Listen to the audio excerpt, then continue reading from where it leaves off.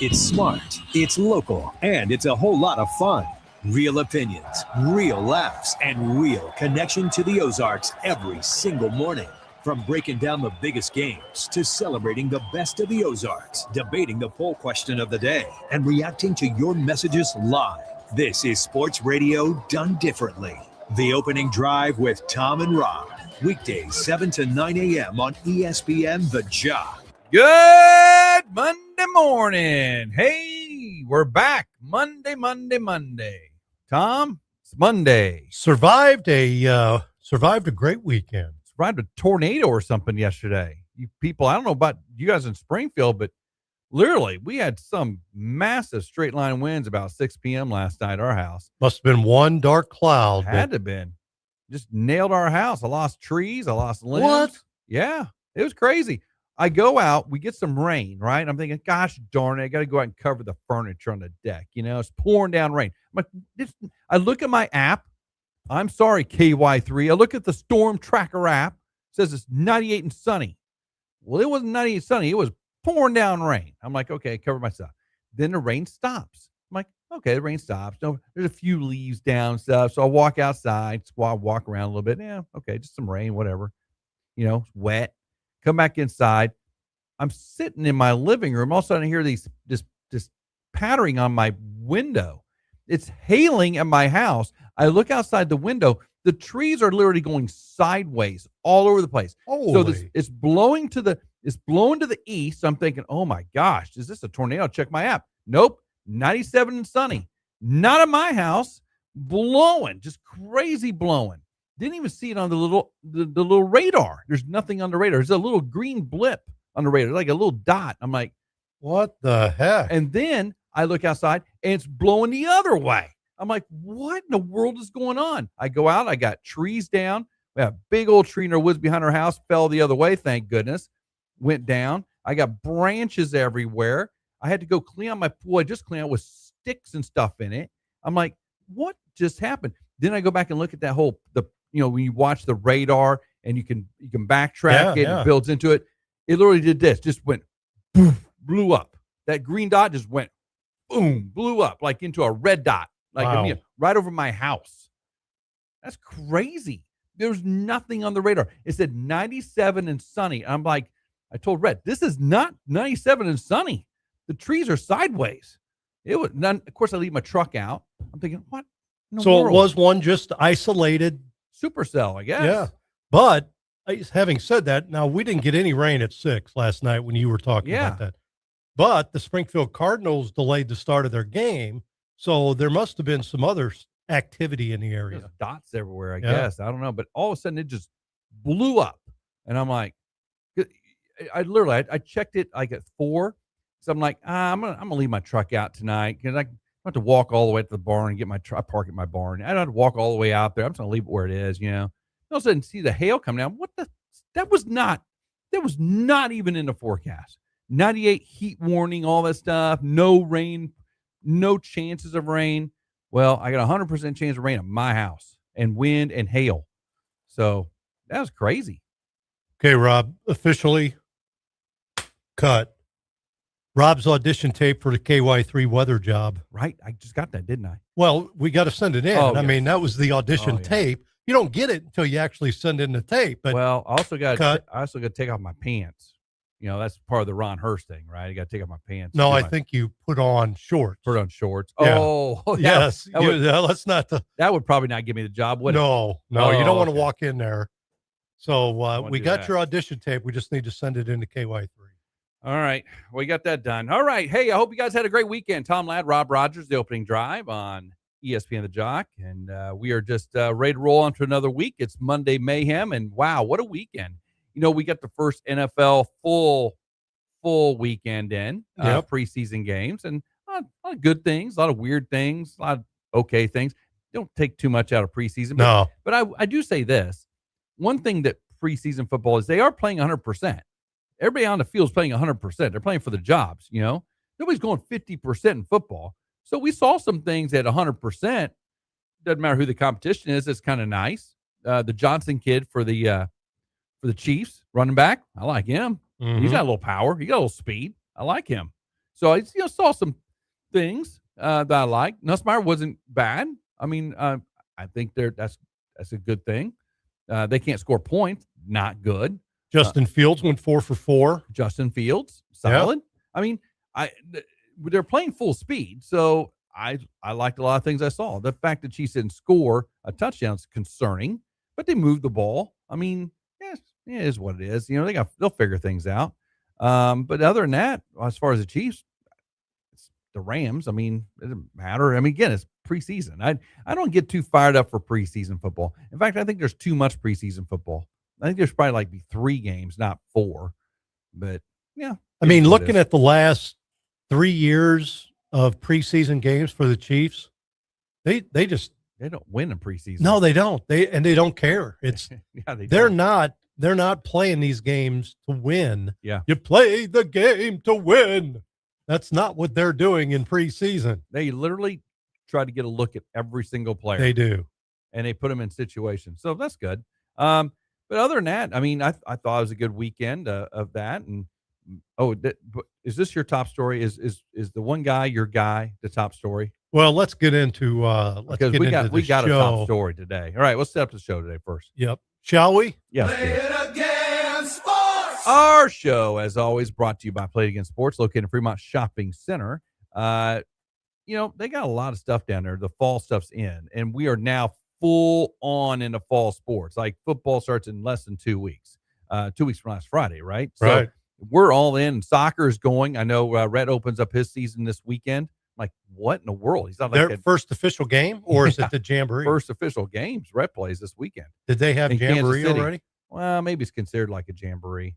They're going to Kansas City. I don't know. We're going to Kansas City to play somebody over 2 days. I don't know what it is. Soccer may be different. I don't know how that works, but heading to Kansas City. But so we're on. We're going. Yeah. Volleyball's on. The college seasons are started. They're going. So let's make sure we got to Play Again Sports, get all the fall equipment you need. If you're a fall golfer, now's a good time to do that too. Get in there and get your grips redone before the fall season hits. And if you need that driver, that putter, that wedge, they've got it. Play Again Sports located in Fremont Shopping Center.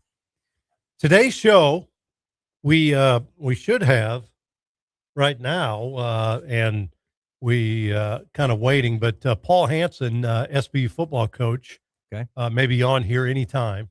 So, he's going to come on early. Yes. So we got he was ready. Practice this morning, so should be on right now. So we may get a call, or we may have a video with Coach, but we're hoping to have him on here real quick.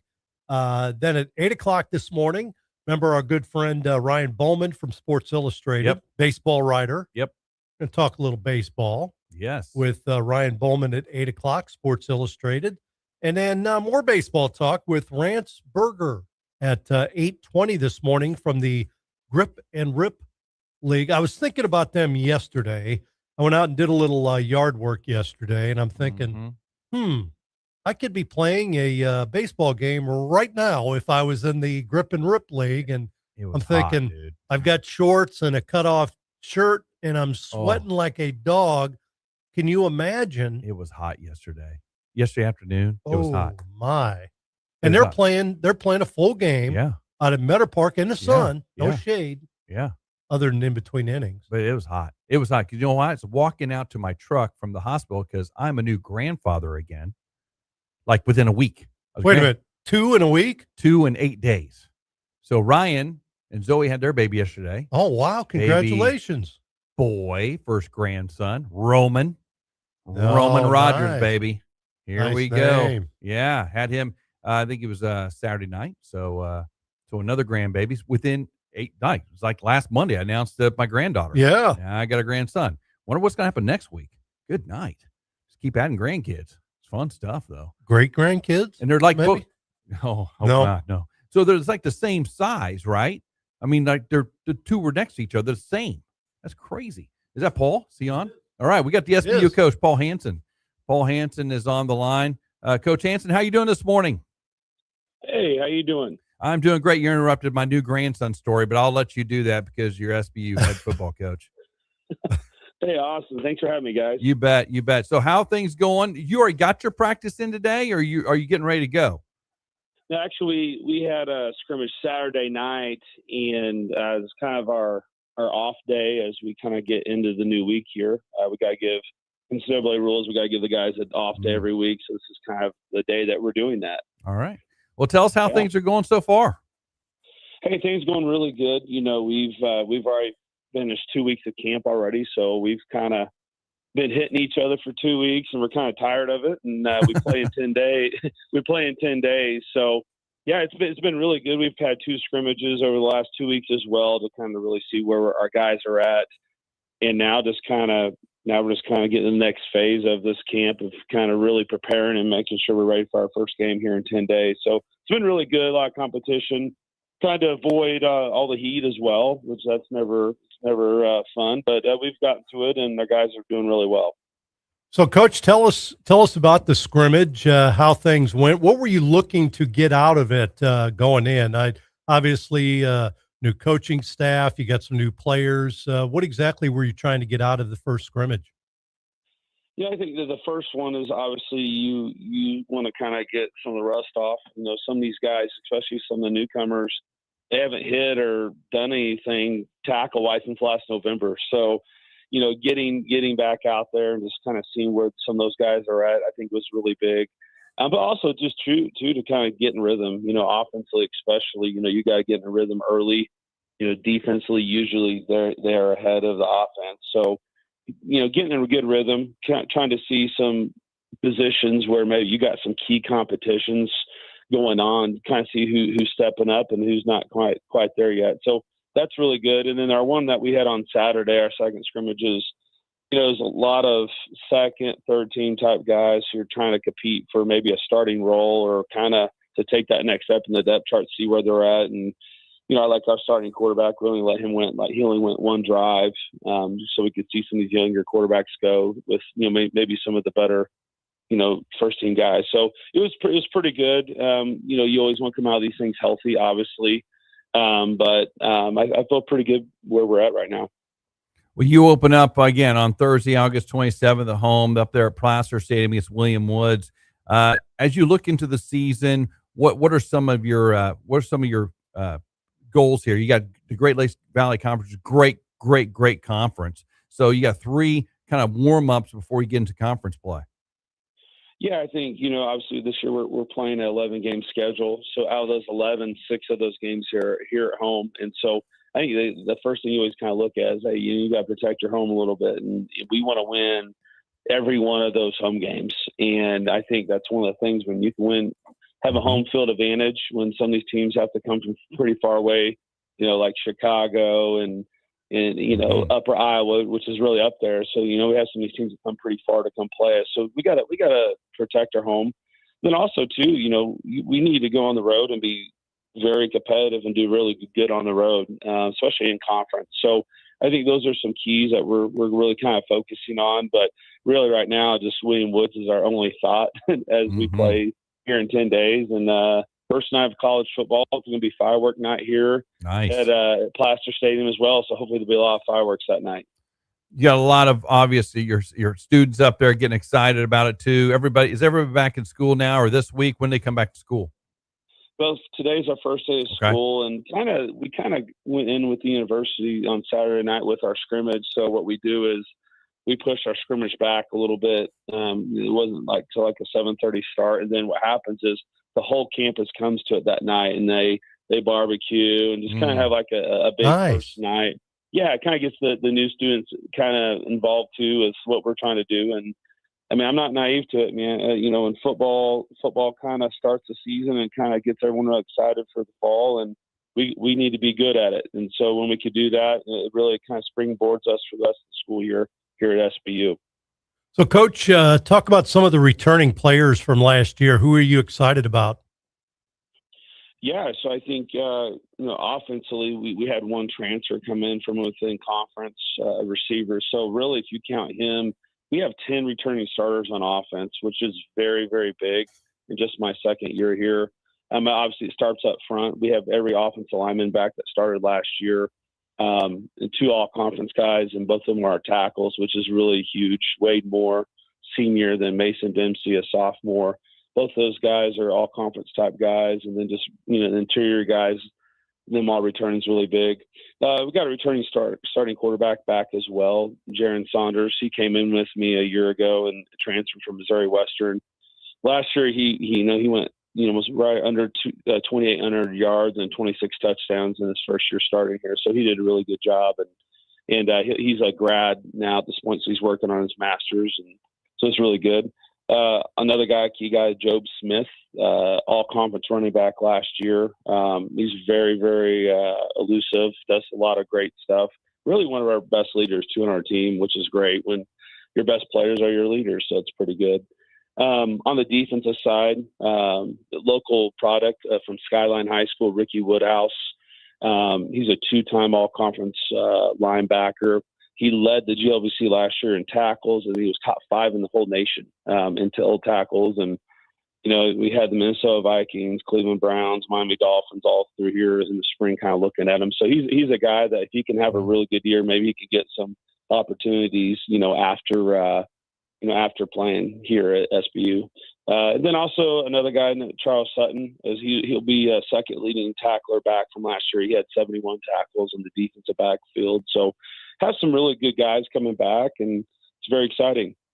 So at SBU and at many Division II schools right now with the transfer portal and kind of the way it is, how's this new 5-for-5 situation? How's that make that an advantage maybe for you, maybe keeping some of these athletes at SBU just a little bit longer? Yeah, so I think it's one of those deals, where the Division I just kind of passed that, and we've, the Division II level, they've kind of put it into play. They have not kind of told us 100% when that's going to be fully implemented with who's going to get to stay, who's not going to. But for us, man, I've actually been a component, even from where I came from before, just giving kids 5 years. And there's some majors too where kids, it might take them 4.5 semesters to graduate because maybe of student teaching or just, the science and biology classes they got to do. So it allows them to play that last year. And so I think that's really big and just makes it a lot easier. Hey, you don't have a medical, you got 5 years to play. So you better just kind of figure it out. Yeah. And I think it's great for the kids personally. I think anytime, really, we're all kind of educators as well. And yes, anytime I think it's good for the kids, we need to do it. And I think it's really, really good for them. And I think this last year, Division II, especially for football, we've closed our transfer portal window. So now it's not just whenever the kids want. Last June, all my kids could went in the portal and there's nothing I could have done about it. You know what I mean? So now it's like a smaller window, kind of mirrors the Division I. So it kind of helps us out a little bit in retaining kids, which I think is really important. I think it's very important at school your size and the NAIs, everybody at that Division II level and down, because you can't get plucked there at the end. You got to go replace them. It's very difficult. Yeah, I came from NAI school at Mid-America Nazarene in Kansas City or Olathe, Kansas, and like people ask me what's the difference. I was like, well, at the NAI level, like kids, people always try to take my kids. Like there's no rule against it. So like I've kind of been used to it.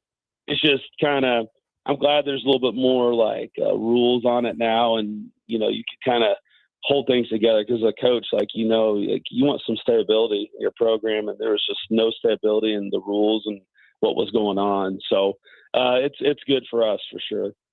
So, Coach, you've been around a long time. How did you navigate the heat? I know you're welcoming a little relief this week weather-wise, but how did you navigate that high heat the last couple of weeks?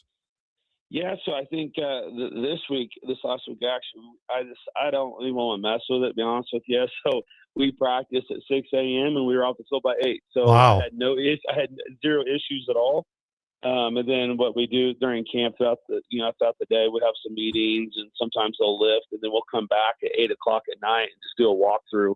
So I never had to really mess with it. I'm not going to sit here and just get frustrated that I can only do so many practices or helmets or shoulder pads and this stuff. So I'll just go in the morning and not have to mess with it. So it's been pretty good. Very good. I know some coaches really welcome it just to get the guys in better shape. Some of the guys that need to get in better shape, but it also can be a detriment because you don't get to work quite as hard as you'd like them to. Well, yeah, and I only have a short amount of time with them before school starts, so when school starts and all this stuff happens on campus, there's just a lot of distractions that go on, So having them for 2 weeks, I got their focus. We got a lot of stuff done that we needed to, and really, I had around 100 here all summer already on campus. So wow. they've been lifting, they've been running. We don't condition during practice. That's already been done. So Sure. If you practice right, that is conditioning. So that's kind of how we do it. It's my biggest thing is just making sure I have every player here in 10 days. So when we start the season, because we're healthy and we're ready to roll. So any more scrimmages planned before your first game coming up? No. Now our focus right now is just clearly getting ready for this first game. And what we'll do is, I think one of these practices here, we might just let all of our young guys just play, maybe like 20 minutes or so at the end of practice. Just let them kind of play again, just to kind of see where they're at, and see if there's any late guys that you want to push to a guy having to start. So we'll probably do that, but for the most part, we're focused on our first game here in 10 days, and we're excited. Well, Coach, we appreciate you joining us. Thanks so much for coming on here early, and wish you the best of luck. We'll keep tabs with you this season, if that's okay. Awesome, guys. Thank you for having me, and you're always welcome up here at Bolivar. Appreciate it. Sounds great. Thanks, Paul. Sure appreciate you. See you. Paul Hansen, head coach to SBU, as they get ready to go in 10 days. 10 days, August 27th. They'll host William Woods up at Placer Stadium up in Bolivar. So, man, we're there. Yeah, college football season is here, isn't it? Man, I tell you, I've been sitting there thinking about August and how fast August has gone. We're in the 17th already. We're literally rolling downhill at a fast pace. Let's put it that way. The summer's like meandering around and such, but we're there. Hey, we need to take a break on the show, and we'll have our poll question of the day coming up next. You are listening to The Opening Drive with Tom and Rob on ESPN The Jocks, brought to you by Play Against Sports.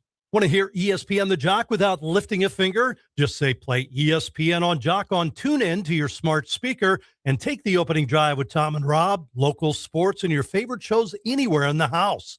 ESPN The Jock, always on, always entertaining. The leaves aren't the only thing that can get brighter in the fall. 'Tis the season to play under the lights. At Play It Again Sports, football and soccer players reload every year with lots of new and gently used gear. From shoulder pads, helmets, mouthpieces, gloves, and footballs to soccer shoes, shin guards, shorts, and jerseys. If you play a fall sport, it's more than likely we'll see you soon at Play It Again Sports. When you trade in, you win. Play It Again Sports in the Fremont Shopping Center.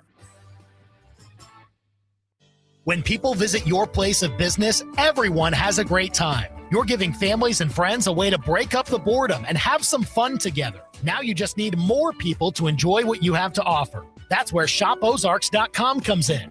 When you're part of ShopOzarks.com, thousands of potential customers will see your offers, helping you build your exposure. ShopOzarks.com is a great tool to give your business and fun experiences a jumpstart. Contact us today to find out more at ShopOzarks.com.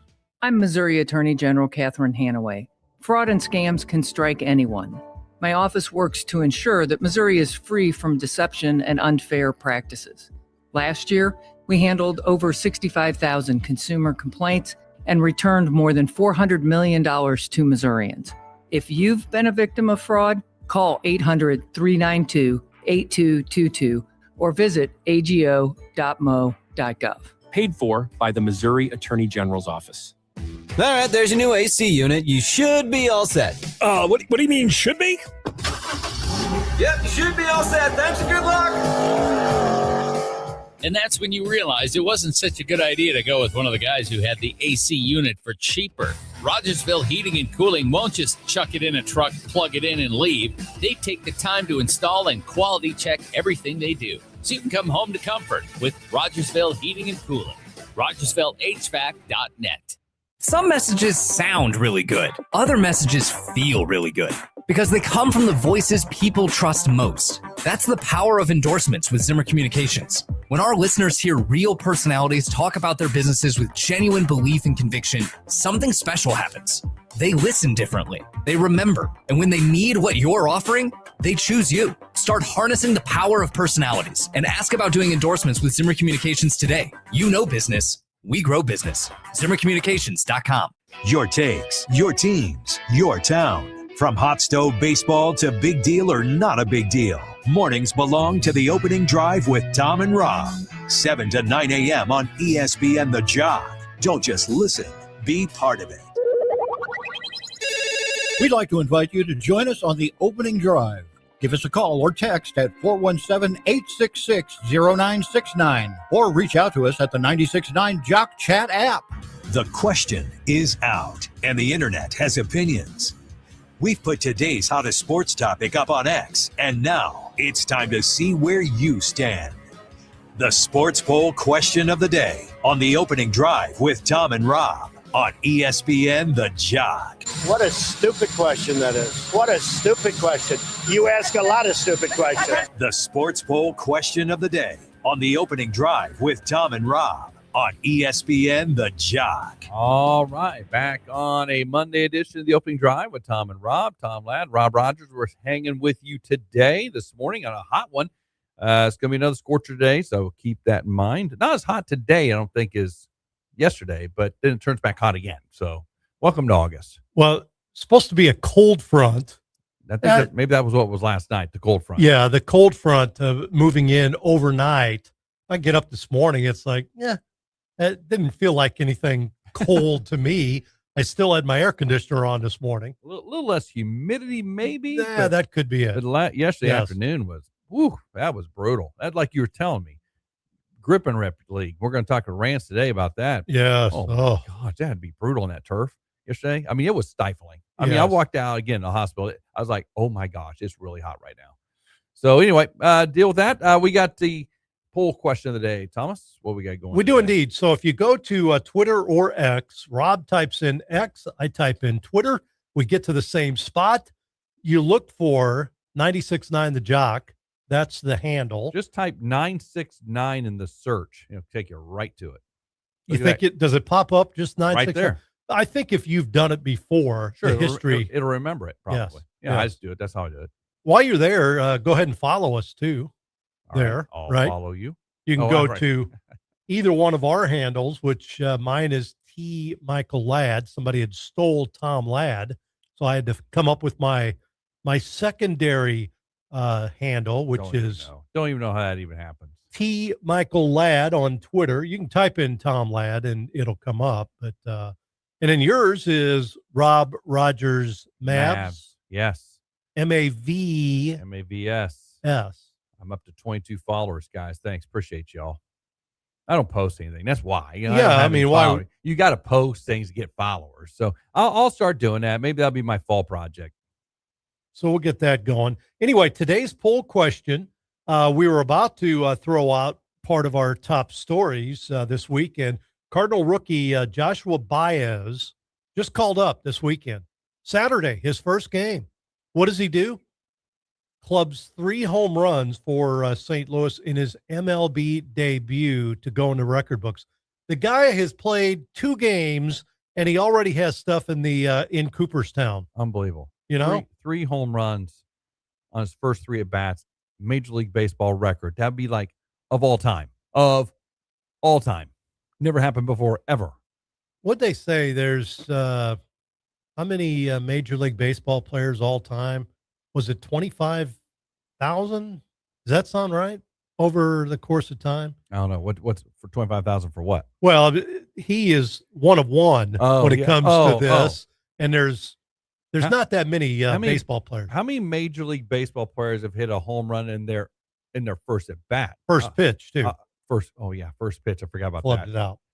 Oh, I don't know. I'll look that one up. Go ahead. So anyway, the question is, how many MLB home runs will he end with this season in St. Louis? So he hit 3 in his first game. He didn't get any yesterday.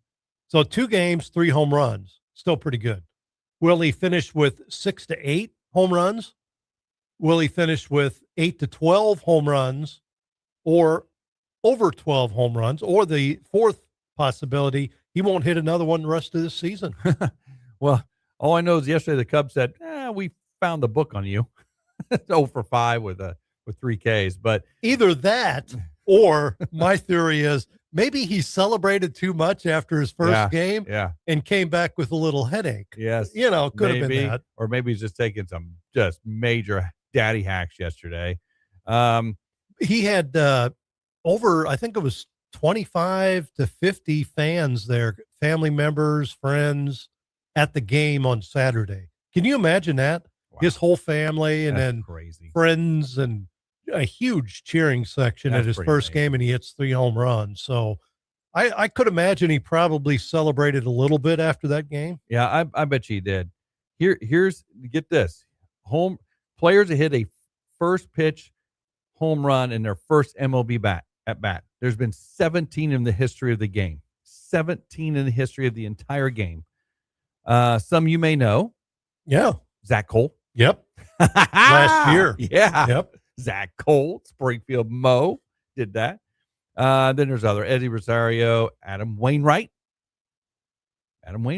First pitch. Homered on their first pitch in their first MLB at bat. Adam Wainwright back in 06. We had Zach Cole on and talked to him about that. Remember that? Yeah. And most of the time guys are so darn nervous. Sure. They go up and, it's like people are giving them advice. It's like that first at bat, either you're so nervous that you just want to make contact. That's it. Or you take a pitch. Yeah. Take a stinking pitch, right? Just to kind of feel it. Not Zach Cole.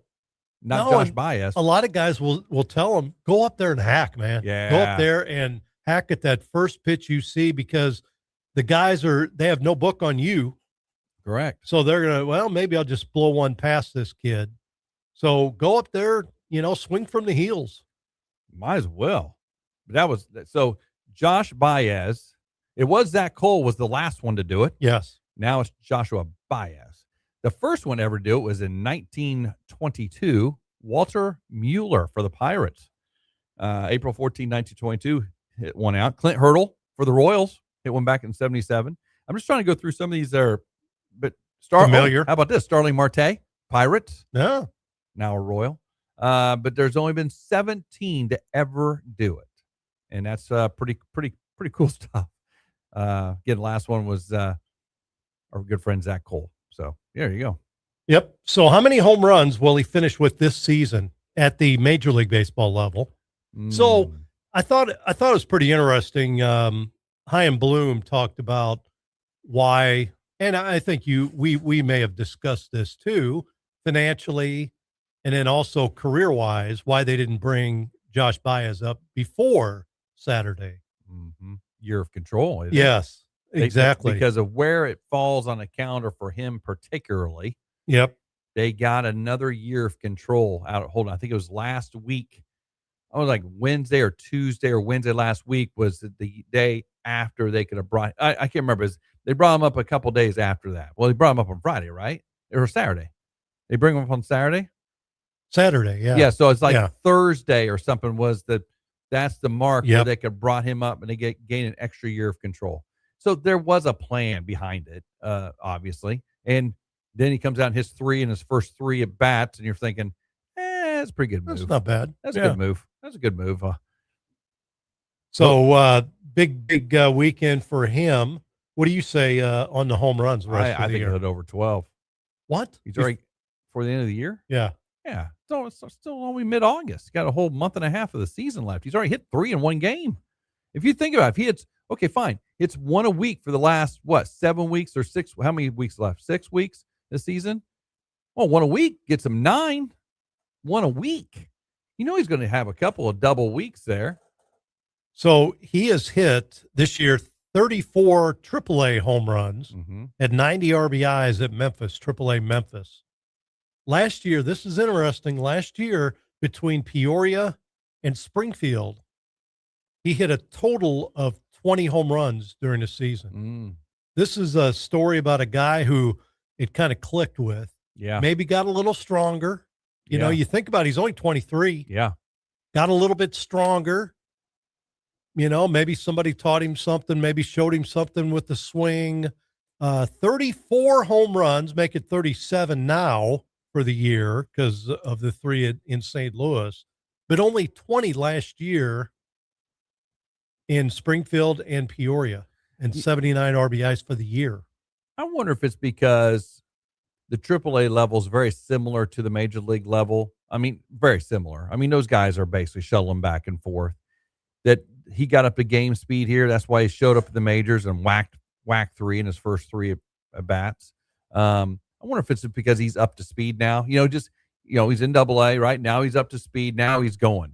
Sometimes that's what players do. They just get up to that speed, and he's a better AAA and major league player than he's a AA player. I heard this when I was with the Cardinals back in the day. One of the guys in the clubhouse talking to somebody else, and I was listening, but he had gone up. He was on a rehab assignment. Okay. Came down. He was playing for Springfield, and he started off his major league career unbelievably hot. Okay. And they were like, what was the deal? He goes, well, these guys can put it in a box like this. Yep. You're AAA and AA. I mean, it's a bigger box. They're a little more wild with their variance. Pitches. Yeah. Yes. The guys at AAA, you got a lot of older guys trying to make it back, and they've kind of lost it a little bit. The control's not there. You get to the big league level, and these guys got that 6-inch by 6-inch box. Yeah. He goes, the pitching is so much better, and you say easier, but easier to the fact that they're pitching in this one little area. Very few wild pitches. Yes. Very few balls way out of the zone. Well, you saw that yesterday with Noah Cameron throwing the one-hitter yesterday. Dude, he was all in and out of that box that's on TV, right? But he's barely in and out. When we see these challenges on these ABSs, they're by 0.1 inches. They're barely touching the box. I mean, that's how close these pitches are. Right. So, yeah, if you're sitting fastball, but this is what I've noticed here lately. Everything's a sinker or a sweeper or something, or a changeup. A lot of changeup, sinker, and sweeper pitchers now in the league.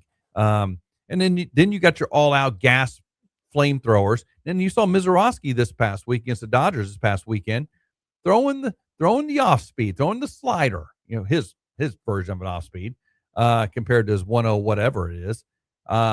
If these guys can learn to pitch, man, they're good. I mean, they can. Then the hitter, you have to sit on 4 pitches or 2 pitches instead of 1. So yeah, there's a difference for sure. Then it becomes a little bit of a guessing game too, because as I'm sitting there this weekend, last night, I'm watching again our favorite pitcher Trevor Bauer, who will never get to pitch in the United States again, but he's breaking down his most recent performance, and he talks about it on the mound. He goes, "Okay, fastball high there. He was a little late. I'm going to go with that. Pitch it on the outside." So breaking it down, talking about the planes. I've got him on this high plane right now. Now I'll throw the curveball. Started up that same plane, and you're talking about that, and that's what these pitchers are thinking about. You just don't hear them verbally talking about how they're setting up the batters. And that's what these guys are doing. Yeah. Pitching is an art. I'm telling you, if you can learn if you have a good off-speed pitch, a good one you can throw for a strike, it makes your fastball seem like it's 10 miles an hour faster. Yeah. And if you put on different planes, oh my gosh, that's an art. That's art in itself. No doubt. A lot of things happen this weekend. When we come back, I want to tell you about the Bears scrimmage, because it's Bear Tracker Day 19. 19. No, we're not 19 today. Yeah, we are. Are we 19 today? We are. Oh, wow. Bear Tracker 19. We're in the teens. In the teens. All right. September 5th coming up. Bear Tracker Day 19. Less than 3 weeks from the opener at Texas A&M. So I want to talk about the practice they had. It was a scrimmage. It wasn't a practice, a scrimmage. It was an all-out. Nice. 125 offensive plays, and it was like that. It was quick. So we'll talk a little bit about that. Quarterback battle. Had a little bit of an injury to Henry Beelan, so he didn't get much action. So right now, you got to give Skylar Locklear the edge, in the quarterback race. But some very impressive plays on Saturday, so we'll talk about that. Cards win the series against the Cubs. Since the trade deadline, they're good. Think about the trade deadline, the pressure that the players are. How many guys were talked about being moved? A lot. And what does that do to them mentally for months. I mean, that trade deadline starts, at least midway through the first half of the season, doesn't it? It does. They start who's talking gonna about get it. moved? Yeah, who's going to get moved? Especially you go into a little tailspin going into it. People are like, "Oh, who we going to move?" Yeah. So what has happened since the trade deadline has expired, since it's over? They've won every series. Yeah. Cardinals, including beating the Cubs in Chicago. Nice. Burleson and Walker each homered yesterday, each with 4 RBIs in the game. I thought Burley's got like 90 RBIs and maybe Walker's like 89 or something like that. I saw that. Yep. Woo. They're both going to have 100 RBIs. Both over 20 home runs on the season. Yeah. For those guys. So Cardinals now 2 games above 500. Remember, they were below 500. Looked like they were going to their season. They're competing for that wild card. They're still in the wild card frame. And then Noah Cameron, what's been the key to his turnaround here in the last month? Because he has been unhittable yesterday. Yeah, well, it should have been unhittable. It should have been a no-hitter. That little fisting single out to left. I mean, guy barely got his hands on it. Think about him since the All-Star break, what he's done for the Royals since the All-Star break. Well, he looks like the Noah Cameron of old, like last year when he came up. I mean, he looks like the ace of the staff. And I heard, this is why I heard it was he moved on the pitching play a little bit and just changed his angle of approach. And that little move on the pitching plate consistently, and the ball's biting. I mean, it's just biting. He's unhittable. I mean, it's just crazy. And then I went to complete game. Thank you for not going to the bullpen. Thank you, Matt Quattrero, for not signaling the bullpen. Thank you for letting him finish the game and earn his complete game shutout. Thank you. 115 pitches. It's August, and it's in Los Angeles, and he's fine. That's what we're paying him to do. I need him to go all 9 innings. Thank you so much. 8 strikeouts, 1 walk, gave up 1 hit in 9 innings, and he improves to 7 and 8. Massey and Bobby Witt Jr. with home runs in the game, and they take on the A's tonight. At home, back in taking on the Sacramento A's back at Kauffman tonight. It's going to be a hot one up in Kansas City. Yep. Meanwhile, the Cardinals have a doubleheader at Cincinnati. Quinn Matthews being called up to start the first game today. Doing the free call up for Quinn. Yep. Is that today? Today, yeah. Oh, they are playing today up in Cincinnati. Okay, I read that wrong. Okay, good. All right, so Cards at Cincy today, double header, double dip. Probably the first one probably around 11, I suspect, in that range. I don't know what exact time it is because they're East Coast, East time Cincinnati? zone. I thought that was they're in Eastern time zone. Oh yeah, they are. Yeah, so it's probably 11 or noon or something like that today, and then they'll have the second one tonight. All right, great stuff. Hey, let's take a break on the show. We got a lot coming up still yet today. Ryan Boman coming up for Sports Illustrated. Rance Berger from Grip and Rip. That's at the 8 o'clock hour. And we got more Monday Morning Mayhem coming up next on the opening drive with Tom and Rob on ESPN The Jock. Brought to you by Play Against Sports. This is Rob Rodgers from the opening drive on ESPN The Jock. Each and every day as we lead up to the Bears football season, we have the Bear Tracker, where we'll highlight the coaches, the players, and all the statistics leading up to the 2026 Missouri State Bears football season. When it comes to your next build or remodel, you need a team that shows up ready to win. In Springfield, that team is Edge Supply. From Blanco kitchen sinks to Delta faucets to freestanding bathtubs that steal the show, Edge Supply has the team, the experience, and the inventory to deliver. Contractor or do-it-yourselfer, no matter if it's a fixer-upper or a full custom build, Edge Supply is your home court advantage because Edge Supply plays to win. EdgeSupply.com. Culinary history with Retro Metro.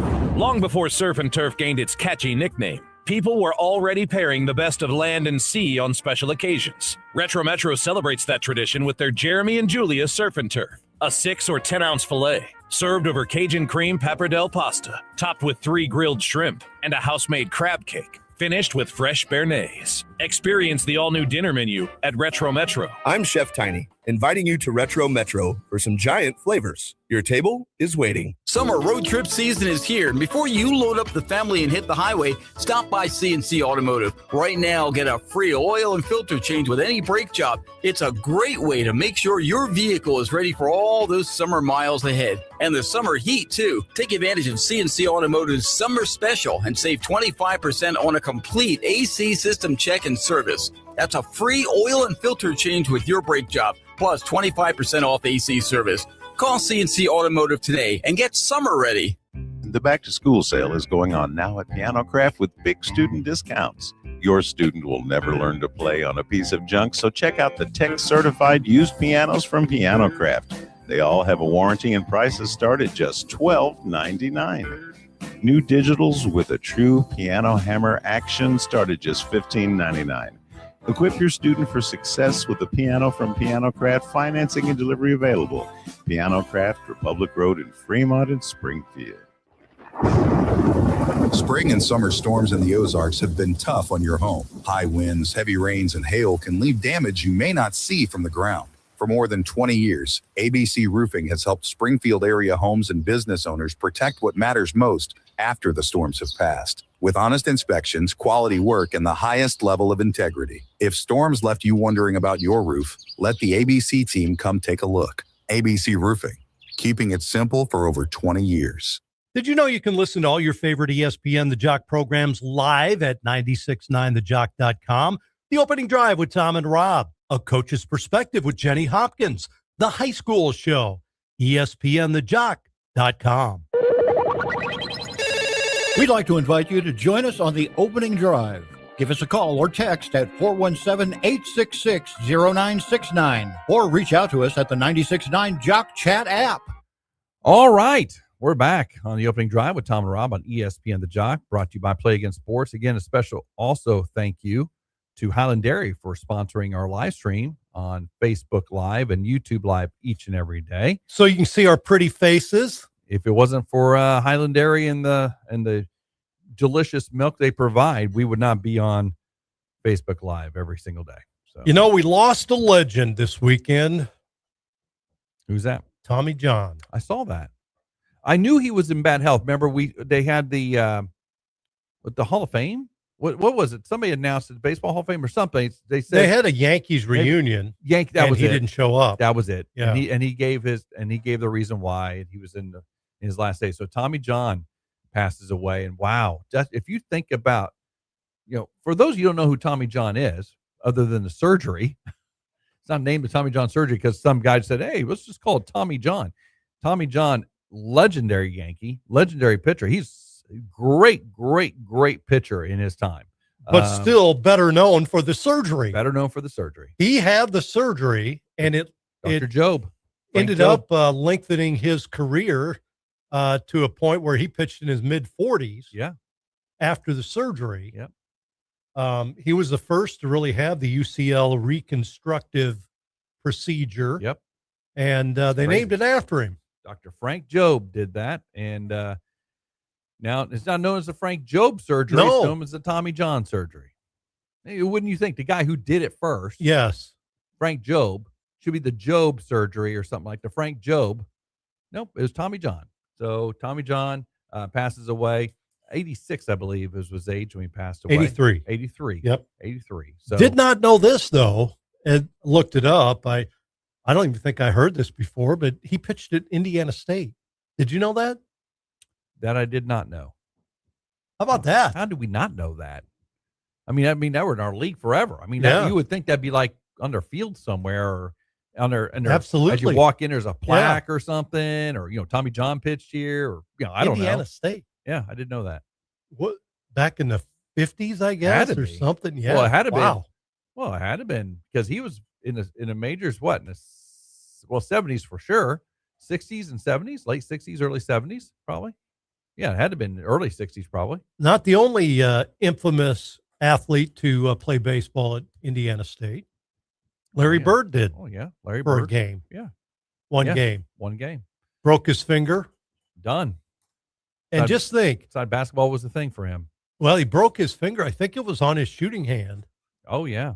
and ended up that was one of his jokes. He's such a good trash talker, but he said, had I not broke my finger, just think how good a shooter I would have been. Because he's one of the all-time great shooters. We go through that all the time. I'll do a, I got a basketball goal in my pool, so I imitate, obviously the players, right? I do a Kobe, I'll do a Kareem Abdul Skyhook. Yeah. And I'll do a do a Larry Bird, you know. And the kids are like, who are these guys? Seriously. Yeah, Addie the other day was like, who are these people? Yes. I go, legends. No, and she knows who Kobe is, but barely knows who Kobe is. But I'm throwing up Larry Bird. I'm throwing up Kareem Abdul-Jabbar. Throwing up all the famous shots. Then I do the one that she never gets that you probably don't get. Ron Kellogg. You know who Ron Kellogg is? Clark Kellogg. No, Ron Kellogg. Left-handed sharpshooter for the University of Kansas back in the 80s. Lefty. Played in the NBA for a little bit. Lefty, dude. From the corner, lefty, money. So I'll pull up and do my Ron Kellogg shot. So he was your idol growing up? Wasn't my idol, but he was really good when I was growing up. So, I mean, it's Ron Kellogg from the corner. I mean, his 3-point shot was in the corners, baseline. Yeah. And it's just like money every single time. Love Ron Kellogg. So I throw up, I'll make a shot. I say, hey, you got to shoot it left-handed and yell Ron Kellogg when you shoot it. That's when we're playing horse. That's how you do it. Very cool. Caden Bogenpole with a good weekend for his Clearwater team. How about a good just career so far? 366 batting average in 41 at-bats, 2 home runs, 8 RBIs for the former Bear. Wow. So he's putting up some good numbers.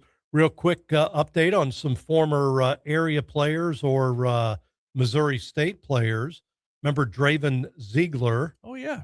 Draven, yeah. Yep. What's he doing? He is 7-5 this year with a 3.79 ERA at Class A Pittsburgh. Nice. 57 innings. He struck out 53 so far. Doesn't surprise me. Yep. He's a flamethrower. Big guy. Zach Cole playing AAA ball, not having the greatest season.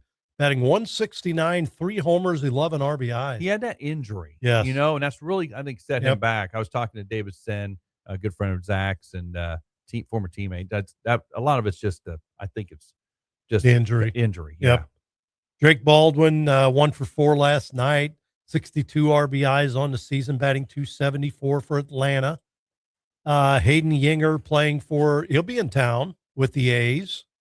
Yeah, he'll be in Kansas City. Yeah. Yep. So former Bear, 0-1 with a 7.3 earned run average, limited time so far. And it only takes a couple 0 innings to get that down.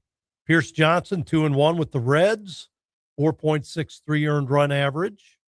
Jake Berger batting 233 with Texas, 19 home runs and 68 RBI. I think he had a home run this weekend. So maybe 20 home runs now. Okay. I did these numbers on Friday. Oh, okay. He has 107 or 108 home runs in his career. Yeah, I think he had a home run this weekend. I think it was the same day Baez hit 3. Burger bomb? Yeah, because it was right on the on the ESPN highlights, I had Josh Baez. Then on the next highlight, it was Jake Berger. So yeah, he's probably won this weekend. Yep. And then Drew Millis on the 10-day IL with Washington right now. Draven Ziegler, going back to Draven, LSU Shreveport, that undefeated season, which that's just insane. I don't care what level you're at. Undefeated in baseball is insane. Ryan hit his first ever home run off of Draven Ziegler over at Cooper Sports Complex over there. Oh. Hit one out to right field off Draven when they were 11 back in the day. Wow. They the same age? Yeah. Oh. Very nice. Funny. He's 6'4", 220 or 230 right now. Yeah, I pretty much intentionally walked him every single time he came up. Oof. Big guy. At Cooper, that's when the fields, the fences are short. Yeah, you're take a base. Better than you hitting one out and knocking in 4 runs. I'll do a base little walk on him. I saw you and Chef Tiny post Kansas City and Boston at the Field of Dreams next year. Okay, by the way, I said going. Okay, you know how much it costs to go to that? $2,000 a ticket. I don't know if Chef Tiny knows that. $2,000. There's a website. There's a link out there. Maybe I'll share it. I got it. I'll share it. It's $500 deposit, $2,000 ticket. Does that change your mind? 100%. I'm not going. I'll watch it on TV. I'm good. If I want to do that, I'll just get some. What I'll do is I'll go buy some corn from the farmer's market. Yeah. I'll cook some corn and have that corn smell. And I'll just watch it on TV. There's no way I'm paying $2,000 ticket to watch a game in Iowa. I mean, it's okay. I'm good. I mean, if I work for Coca-Cola or I work for a major corporation that gave me the tickets, yeah, I'll go. $2,000 a ticket? park in a cornfield to watch a baseball game, I'm good. Part of it is they're playing the Red Sox. Can you play like the Rockies or somebody? Play somebody who doesn't have a national team coming. The Red Sox. Here, the reason we're charging $2,000 a ticket is because the Red Sox. They can do that. There'll be people fly into Kansas City and drive up to Iowa to watch that. And, of course, you got the Royals just right down the road. Right. That's why it's $2,000 a ticket. One of my buddies is going. One of my good For friends. sure. He's already paid the $500 and he knows about the ticket. He wow. does. He's the one told me. Wow. That'll be August 12th of next year. Kansas City and Boston. It's going to be Rhett's birthday. That's Rhett's birthday. It was going to be Rhett's birthday present, but, man, I love the kid. But, man, $2,000? Good night. All right, Ryan Boman coming up next from Sports Illustrated. We'll talk more baseball with Ryan. Got a lot of baseball coming up today as we are in the dog days of August. Thank you for joining us on the opening drive. We will have a great hour next. And as always, we're sponsored by Play It Again Sports and Highland Dairy. Back after this.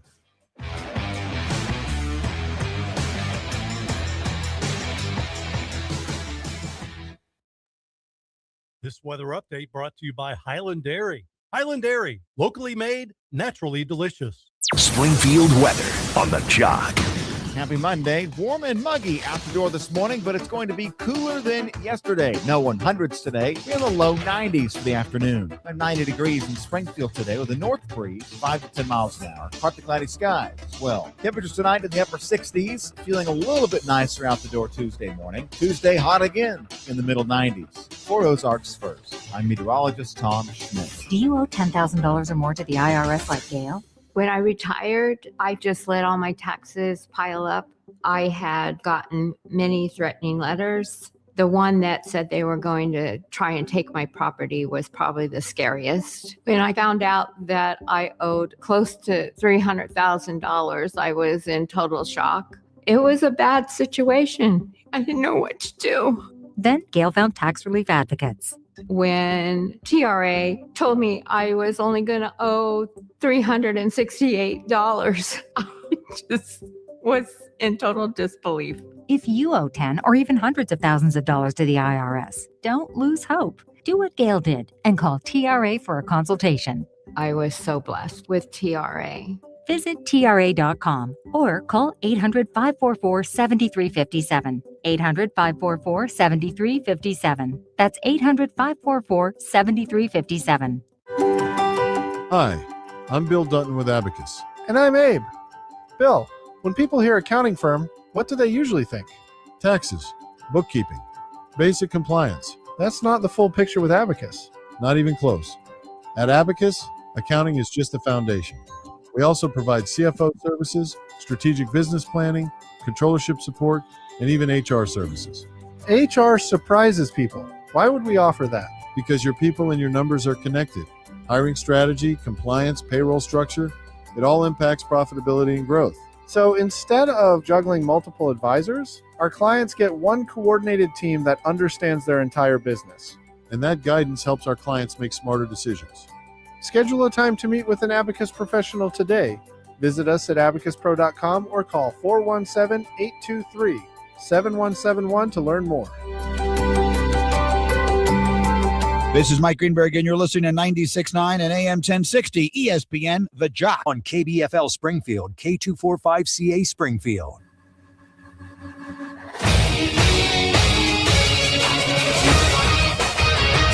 Springfield's total sports station, ESPN The Jock, with this local sports center update with Don Luzader. Sponsored by Highland Dairy, the Springfield Cardinals dropped the final game against Northwest Arkansas on Sunday, 6-5 at Route 66 Stadium. A grand slam from Justin Johnson of the Naturals was too much for the Cardinals to overcome. Cardinals and the Tulsa Drillers are tied for first in the Texas League North Division second half standings. After a day off today, Springfield will open a series at Arkansas against the Travelers at 6:35 Tuesday night. Kansas City Chiefs playing their first preseason game of 2026 as they fall to the LA Rams 20-12 on Saturday at Arrowhead Stadium. Chiefs quarterback Patrick Mahomes did not play in that game. The Chiefs with two more exhibition games left before beginning the season September 14th. I'm Don Luzader on the Jock. This Sports Center update brought to you by Highland Dairy. This weather update brought to you by Highland Dairy. Highland Dairy, locally made, naturally delicious. Springfield weather on the Jock. Happy Monday. Warm and muggy out the door this morning, but it's going to be cooler than yesterday. No 100s today. We're in the low 90s for the afternoon. About 90 degrees in Springfield today with a north breeze, 5 to 10 miles an hour. Partly cloudy skies as well. Temperatures tonight in the upper 60s. Feeling a little bit nicer out the door Tuesday morning. Tuesday hot again in the middle 90s. For Ozarks First, I'm meteorologist Tom Schmidt. Blue 42. Football's back. From Missouri State to the Kansas City Chiefs and the Mizzou Tigers, the excitement starts now on the opening drive with Tom and Rob. Get the latest news, analysts, and hype weekdays on ESPN The Jock. We thought about creating a ShopOzarks.com mascot, something obnoxiously cute. Then somebody suggested a giant walking coupon, and honestly, that felt just obnoxious. So yeah, we'll skip the mascot. Instead, we'll keep doing what actually works. Helping you save big at local restaurants, automotive shops, health and fitness, entertainment, and more. No cute mascots required. Just real local savings at ShopOzarks.com. The live stream of the opening drive with Tom and Rob on ESPN The Jock is brought to you by Highland Dairy. Fresh milk, great taste, and local pride supporting the show you love. Catch us live on Facebook and YouTube. Highland Dairy, locally made, naturally delicious. We'd like to invite you to join us on the opening drive. Give us a call or text at 417-866-0969 or reach out to us at the 96.9 Jock Chat app. Opening drive. It's opening drive. Opening drive. It's the opening drive. It's smart, it's local, and it's a whole lot of fun. Real opinions, real laughs, and real connection to the Ozarks every single morning. From breaking down the biggest games to celebrating the best of the Ozarks, debating the poll question of the day, and reacting to your messages live. This is sports radio done differently. The opening drive with Tom and Rob. Weekdays 7 to 9 a.m. on ESPN The Jock. You know, I didn't tell you this morning when I first came in, but man, this coffee tastes good today. Oh, I had to brew my own this weekend, and I ran out of Caldi's. Mr. Zimmer, I ran out of Caldi's at home this weekend because I was too lazy to go to Price Car to pick it up. And so I had to brew this other junk in my cabinet.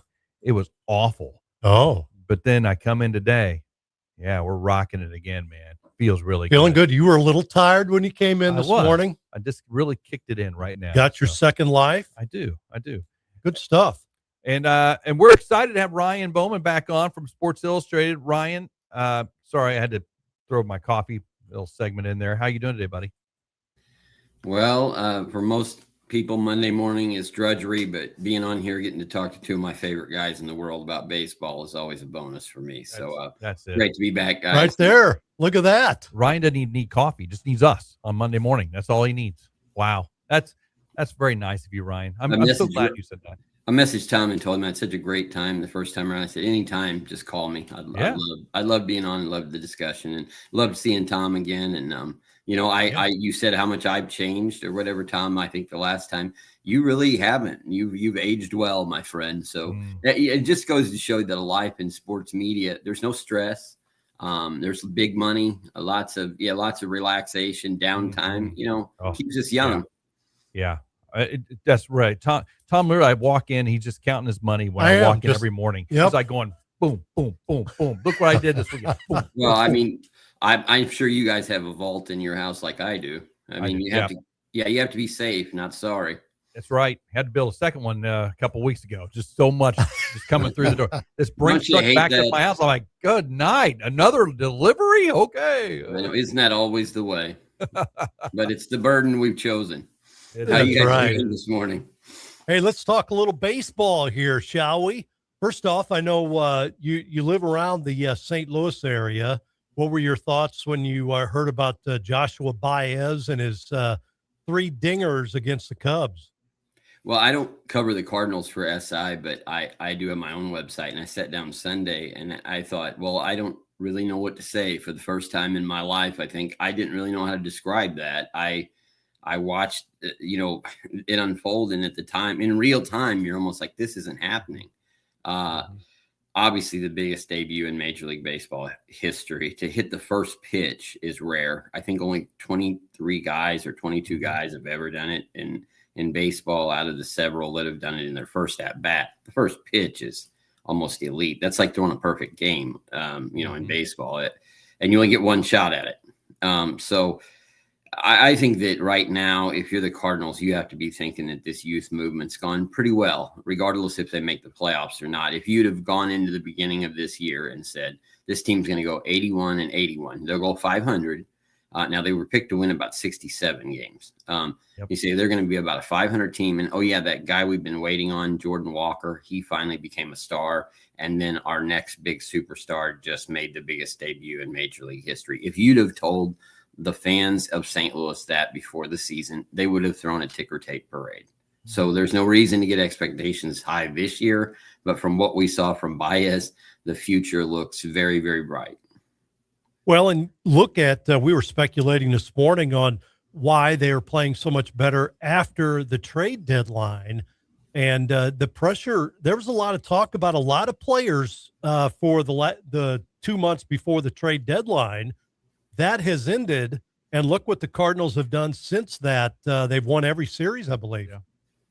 And I believe the biggest thing, and I hate to say it this way, but there was some veteran talent over the last couple of years that just needed to go. And you love guys like Arenado and Goldschmidt. I mean, they're great all-time players, but they did not jive well with what Oli Marmol had in mind. They definitely wouldn't fit in with what Hein Bloom has as the GM now, and the guy who's really in charge of all the personnel, the guy who's pulled the strings on a lot of these moves.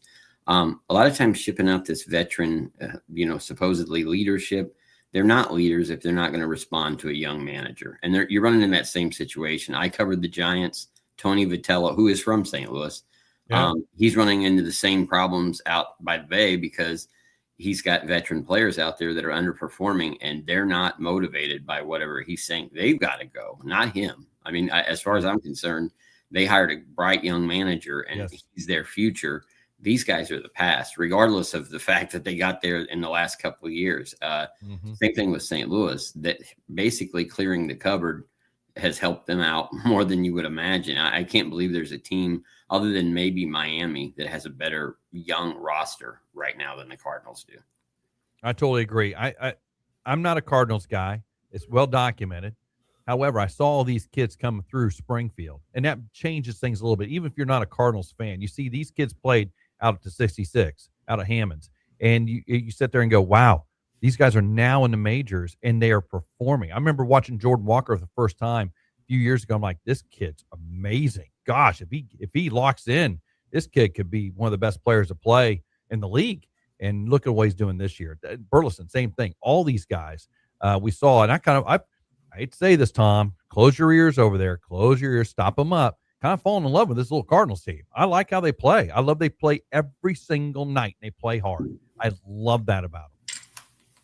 Tom, I think the biggest thing I've seen out of them is that when they're successful, they work the pitch count. They're very resilient. They're kind of one of those teams that just wears you down, grinds you out. And early in the year when they had all their success, it would get to be the 7th or 8th inning, and you just know these guys aren't out of it. They've punched the other team out, and they're still going. They're young. They've got adrenaline.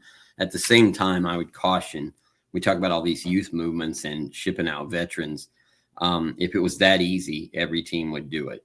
Just throwing away your established stars and I'll just bring in a bunch of young guys. Well, if a crapshoot always meant that you won, we'd all move to Vegas. That's, they wouldn't be able to afford their bright lights out there because we'd have even more money to put in our vaults then, but at this point, hey, you got to believe what they've done in St. Louis is working. I mean, all signs point to this being not just a team that'll be contenders, but these are championship contenders in a couple of years. So Ryan, looking at baseball as it is today, you got two kind of small market teams leading the way record-wise in baseball, Tampa Bay and Milwaukee. Los Angeles floundering a little bit here of late. Now, that could change real quick, but what do you make of the two smaller market teams playing great baseball right now? Well, I think it's great for the game. I think it's an indication of why, if you see the reaction in those cities and how it just, when there's a pennant drive in a city, it brings it to life. You guys know you went through those in Kansas City. We went through a lot of them in St. Louis over the years. There's something different about this time of the year. The kids are going back to school, and football season's almost here, but there's still baseball to be played for. When you're in a small market city, you don't get that opportunity every year. So you cherish it, you relish it. It should be like this more often. That's the thing we have to address the most in the off season with the salary cap. Will they, won't they type of situation. As far as I'm concerned, I'd like to just see the thing settled so we can see how some of these young teams play out. I have this fear that no matter what happens, this new CBA is still going to screw over the small markets. I just have a feeling the money in the bigger cities are still going to have the advantage somehow. But you guys are right about those two teams. I mean, again, you look at like what Milwaukee's done over the last couple of years. Look at the talent they've stockpiled. I mean, these are markets that are just not normally known as baseball hotbeds, but they're not the Yankees. They're not the Dodgers. They're not even the Giants, who are down. These are established markets. These are teams that are kind of always been the also-rans, the bridesmaids, and they're dominating right now. And it's good for the game. I had to chuckle. I saw your post on Twitter about the Field of Dreams game. They have a sponsor right below the corn, in the outfield. Yep. Bet MGM. And then Ryan's got a picture of Shoeless Joe Jackson with WTF and a question mark. Shoeless Joe Jackson. That's true. Oh my gosh, I didn't even think about that. Wow. I mean, even going to Pete Rose, and I'm not a big fan of Pete's. I think that he didn't do himself much favors after that. He should have been a little more apologetic. I think That's right. Yeah.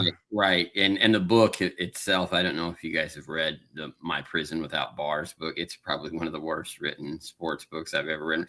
Half of it's written by Pete from Pete's perspective, and I think the other half is written from the author. So it's first person 1 minute. It's almost basically like, this is a money grab. Pete needs money. Oh, yeah. Here's a book. Yeah, he did it. Here's the book. But at the same time, it's hypocritical to hold against him or Shoeless Joe or any of the other Black Sox or any of the guys who've been banned from baseball. As long as we're still letting, the record books are still dominated by steroid users, and we're introducing gambling literally gambling at the touch of a button while you're watching the game, interactive gambling. We've turned it into that. And honestly, it's dangerous for sports fans to be, if you want to get into the deeper dive of it, it's really a bad habit to get people into just betting on impulse during the game. That's not a good financial decision, kids. Trust me. No, it's not. That's the thing that I've seen lately is it's not the bet on the game. Okay. It's the game is going on. I can double, triple, whatever this down on this situation and get my money back if I don't win during the game. That's not good. I'm sorry. That does not end well at all. Or you can tell the wife they're coming to pick up the minivan this weekend. Yes. Because that's usually how it goes. Trying to bet yourself out of a loss is not the way to go. I know plenty of guys, and trust me, you're talking to one that on a few occasions really had to win that West Coast game, UNLV versus Hawaii, at the end of the night. And it's 1:00 in the morning, and you're just praying that they cover the spread. God. I never want to be that guy again. I never want to, I don't want my mortgage riding on whether or not, North Dakota State can cover the 1.5. Yes. So, I feel like it's a dangerous trend in pro sports too. I do too. I agree. So what's your big stories you're covering right now? You got Miami, San Francisco. I see the San Francisco broadcaster step down after this year too. Yeah, Mike Krukow is who was a great pitcher, or he's probably one of the better pitchers in Giants history. Probably an underrated pitcher in terms of Major League Baseball, but a lifeblood, of the team. He's, anybody, for example, like I'll go back to St. Louis because everything, Rob, goes back to the Cardinals, but as much as you may not like that, but no, Mike Shannon is a great example of a former player who really probably didn't start out as the greatest announcer. Tom, you probably remember those days, right? He became really great, and he became a fixture. And I think a lot of these former players have settled into that role in their communities, and Krug's no different. I mean, and at the same time, some of the bigger stories right now, to me, the Zach Veen story out in Colorado is big. I've been covering that. This sensational rookie. There's so many. I mean, Miami's youth movement. The Marlins right now are such an interesting story because they had such a terrible July. They had a great June, awful July, and now they're trying to fight their way back into August. And then the Giants out on the West Coast, it's just, they have a ton of talent in the minors, but it's going to be a while. That's a franchise that's really, really fallen off. And I've kind of taken a few shots previously at Posey and Tony Vitello, the manager. I've done that. But in recent weeks, I see that the kind of mess they were handed, it's going to take a while for them to dig out of it. That the Giants just sold off talent for so long, and they mortgaged everything to win championships, that after a while that starts to dry up. And it has, by the way. It's a tough situation out there because they're saddled with big salaries to Rafael Devers and Willie Adames, and those guys aren't hitting. In the meantime, you've got 3 shortstops that could come up probably right now and play in the big leagues, at different levels of A-ball and AA, AAA. So, yeah, you look at the Giants, and then it doesn't help that the Dodgers are out there, the 2-time defending champs, and they've been in kind of a little tailspin lately. But it doesn't help that they're out there doing that. And so Giants fans are like, hey, why can't we do the same type of thing? Well, that's just not how it works in the major leagues. Well, and I'm mad at the Dodgers because they burned me the first time I was on the show. I said, I don't think there'll be any big moves at the trade deadline at all. And then they pull off, one that's just a Dodger-like move. It used to be the Yankees. Now it's LA, but it's almost like they could write a check for the ghost of Babe Ruth if they wanted to and be able to afford it and somehow pull it off. And again, that goes back to the labor issue in the offseason. It's got to be addressed. This stuff's got to be addressed.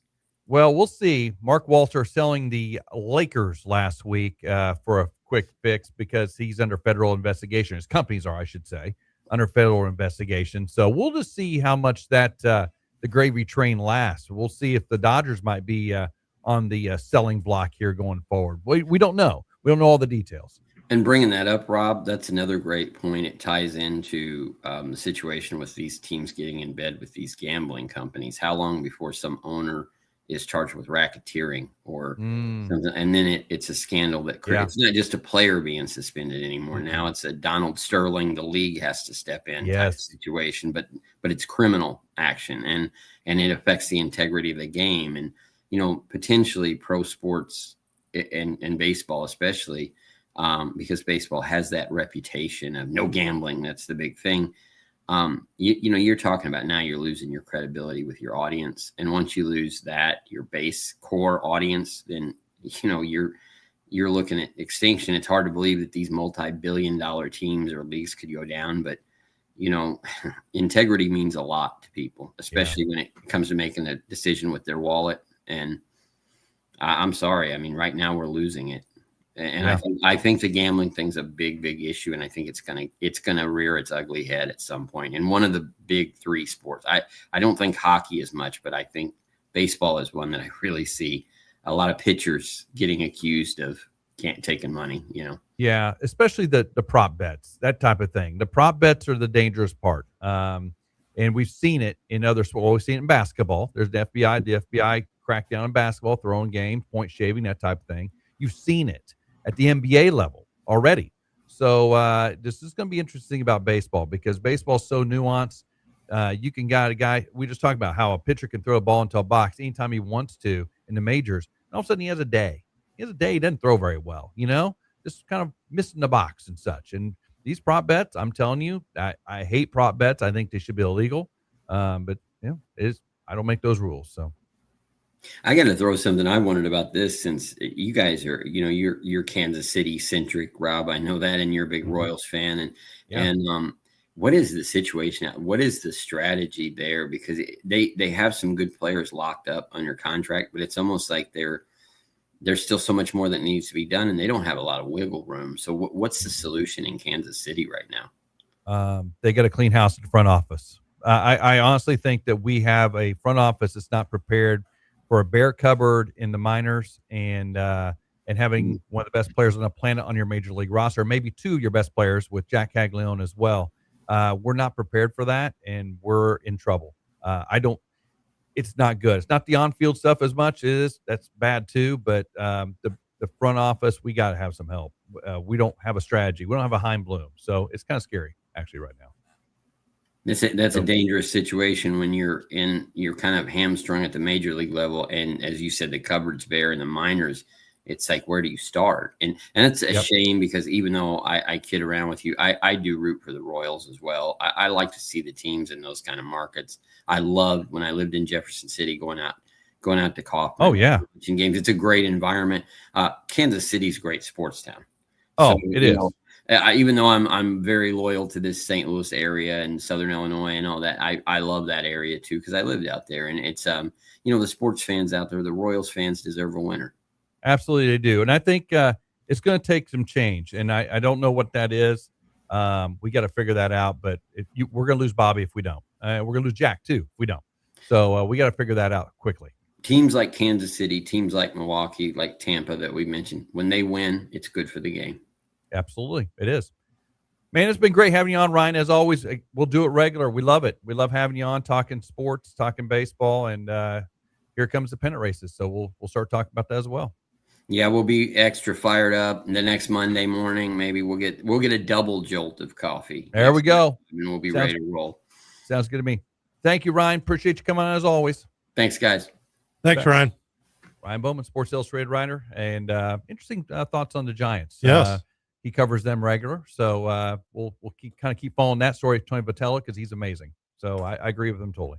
Hey, we got to take a break. We're talking some grip and rip coming up next with Rance Berger on the opening drive with Tom and Rob on ESPN The Jock, brought to you by Play Against Sports. If it matters in the Ozarks, it matters here.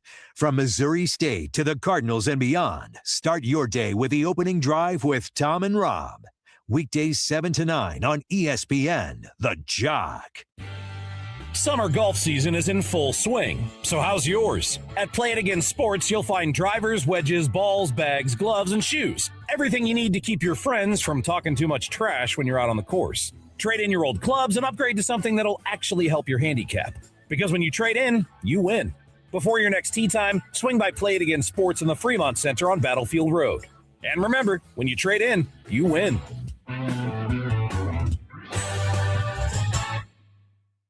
Too many businesses treat marketing like a game of chance. Post something, boost something, cross your fingers and pray. That's not a strategy. That's guessing. You don't win by guessing. And you definitely don't grow by throwing money at random ads. With Fuse 32, every website, ad campaign, and marketing decision starts with a plan to help you grow. Your business isn't a game. It's your livelihood. Time to start treating it as such. Fuse 32. There's nothing we can't do.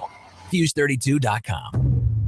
Lose weight. Stop smoking with Alex Goen Hypnosis. Guaranteed. In 2002, Alex Goen was issued a U.S. patent. That's not marketing. That's the federal record. Engineered to take the weight off 10, 20, 30 pounds or more and break your connection to cigarettes. Only $59.99 guaranteed or your money back. Weight loss hypnosis. Sunday, September 27th, 11 a.m. Hilton Garden Inn in Springfield. Stop smoking. 2 p.m. Sign up at alexgoen.com. Goen. That's alexgoen.com.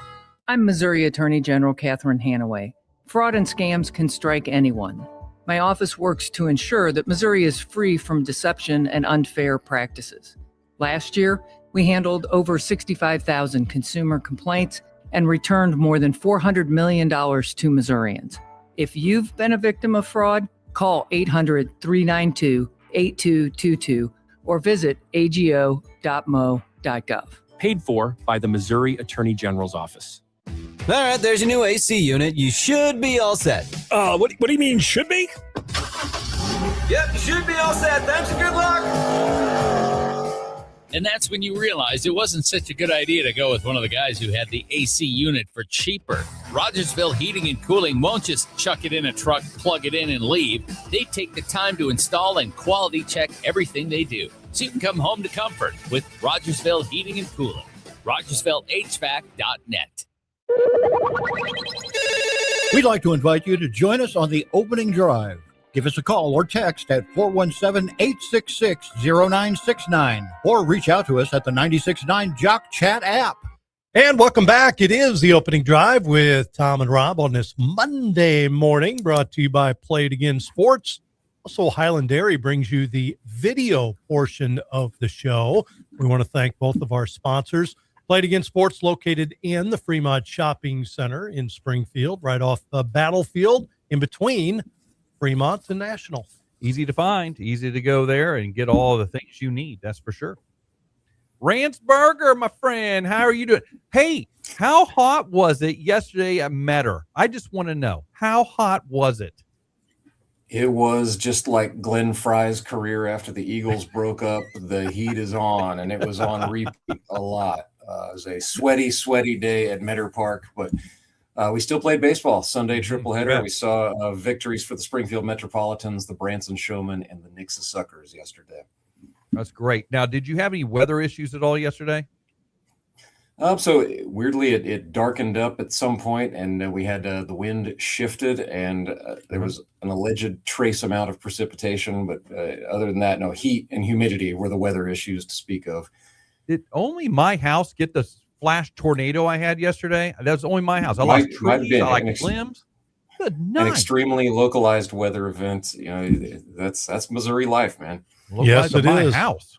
And nobody else I talked. We had a storm yesterday. It was just hot. I'm like, I looked at my thing. It was 98 degrees. I got limbs all over the place. My pool's filled with sticks and everything. It was crazy. So I'm glad you guys got your games in.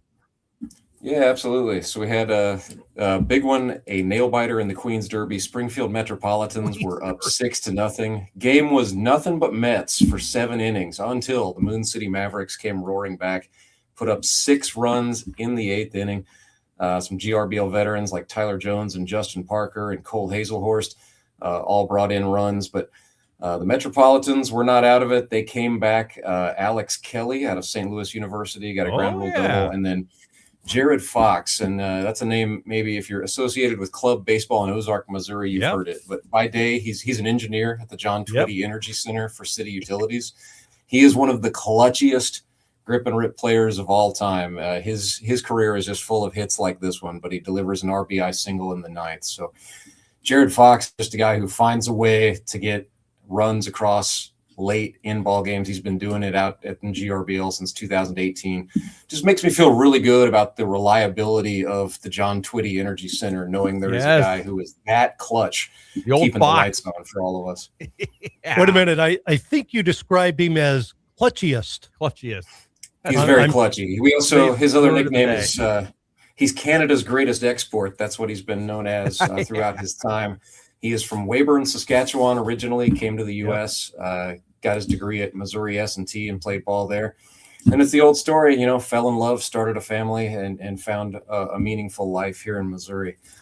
Speaking of outstanding Canadians, Joey Hawkins got his first GRBL RBI last night for the Knicks. Whoa! Was it a bunt? It wasn't a bunt. It was not a bunt. It was a double to the gap, believe it or not. So Joey Bunce was Joey Gapper last night, an RBI double. Nixa Suckers got a 12-6 win. Another ex-Bear, Brock Chaffin, had 2 hits and a total of 4 RBIs for the Fish in that one. So another big story was Josh Engler, Suckers ace pitcher. He's a guy from Mount Vernon, went to Missouri Southern State, picked up the 200th strikeout of his GRBL career. He's just the 3rd player to join that 200 club. You know, when you only play 7 regular seasons a year, it's hard to rack up the stats, but you know, Josh Engler is one of the all-timers. He's a great story. He's just a guy who had a decent college career, found out there was a baseball league, got his wife to go out in the yard and play catch with him. Then he bought a net and was throwing pitches into that. His neighbors gave him a lot of side eye, but